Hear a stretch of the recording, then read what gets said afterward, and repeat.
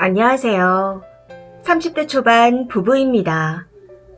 남편과 며칠을 싸우다가 오만정이 다 떨어진 상태네요. 너무 지치고 힘들어 이혼하자 했더니 저한테 이기적이고 책임감이 없다는데 어이가 없어 글을 써봅니다. 제 말은 귓등으로도 안 들으니 다른 분들의 의견을 댓글로라도 보여줘야 속이 시원할 듯 해서요. 우선 저는 재작년에 유산을 했습니다. 중기 유산이라 유도분만으로 나아야 했었죠. 이후 몸도 마음도 너무 힘들어 정신과에 다니게 되었고 갑상선 항증진증이 생기고 대상포진까지 오면서 거의 1년 동안 일을 쉬게 되었습니다. 모든 게 겹쳐와서 도저히 일을 할 수가 없는 상태였거든요.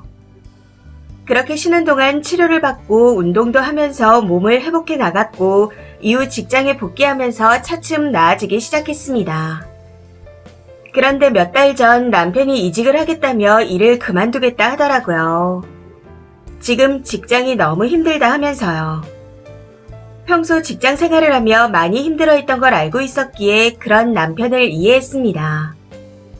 제가 벌고 있으니 당분간은 괜찮다는 생각에 아무 말 안 했었죠. 그런데 문제는 퇴근하고 집에 오면 집이 아주 난장판이라는 겁니다. 남편은 일을 그만두고 난 후부터 매일 누워서 TV를 보며 지내다 제가 집에 도착하면 그제서야 슬금슬금 몸을 일으킵니다. 그러고는 제가 정리를 시작하면 같이 치우는데 여기서 너무 화가 나는 건 남편이 혼자서는 아무것도 하려고 하지 않는다는 겁니다. 저희 집에 강아지 한 마리를 키우는데 강아지 화장실 청소는 물론이고 본인이 하루 종일 먹은 것과 아무데나 벗어둔 옷가지들까지 그대로 내버려 두거든요. 무조건 제가 퇴근하고 집에 올 때까지 기다렸다가 같이 치우는데 정말 이해가 되지 않았습니다. 이걸 참다 며칠 전 남편에게 제발 본인이 어지른 건 본인이 좀 치워놔라 하고 말했더니 집안일 분담하는 거 아니었냐. 같이 하는 건데 왜 나 혼자 치워야 되냐 하고 말하는 겁니다. 남편의 말에 너무 황당해서 나는 일 안 할 때 어지르지도 않았지만 너 퇴근 전에 강아지 화장실 다 치워놓고 밥도 차려놓고 했었다. 그때는 왜 아무 말도 안 했냐. 나 혼자 청소하고 밥까지 다 할 때는 같이 한다는 말 한마디 없더니 이제 와서 그게 지금 할 말이냐. 대체 집에서 하루 종일 뭐 하는 거냐 하며 뭐라고 했습니다. 그랬더니 쉰다고 눈치 주냐 하더군요. 너무 기가 차고 어이가 없어 이게 어떻게 눈치 주는 거냐. 몇 달째 아침부터 저녁까지 씻지도 치우지도 않고 TV만 보고 아무것도 안 하고 있는데도 말 한마디 안 했다.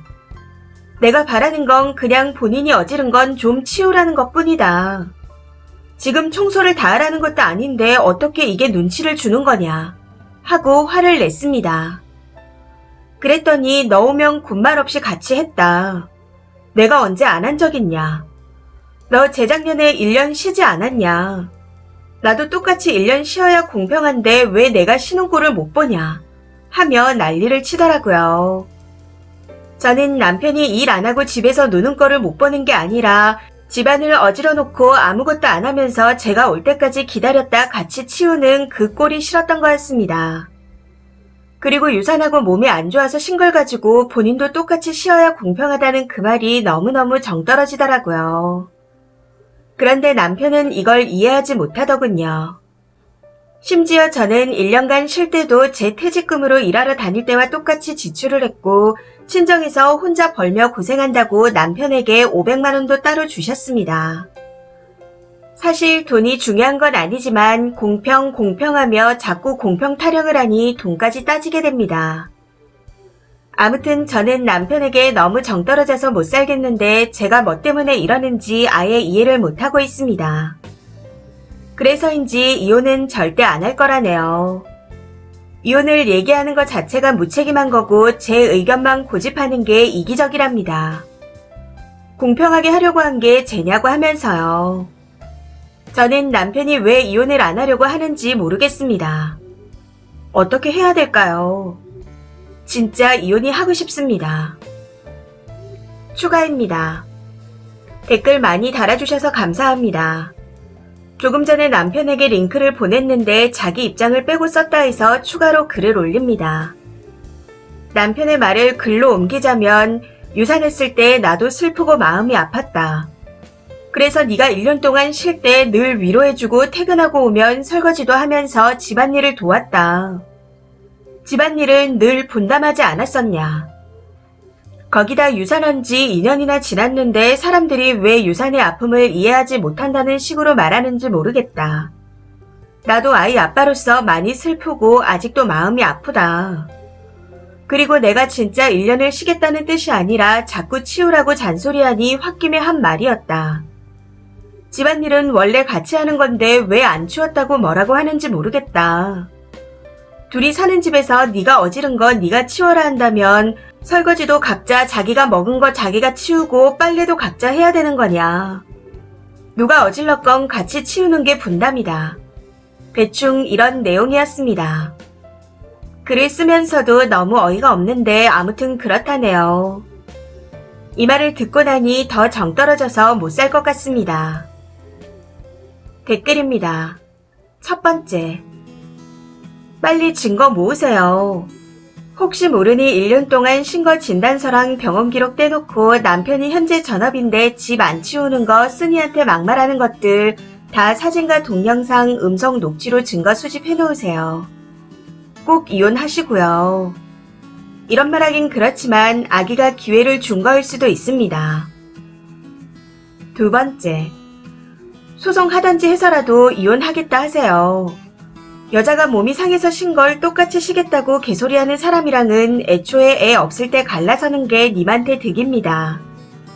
님이 그 집 가정부나 유모로 취업한 게 아니라면 마음 단단히 먹고 준비하세요.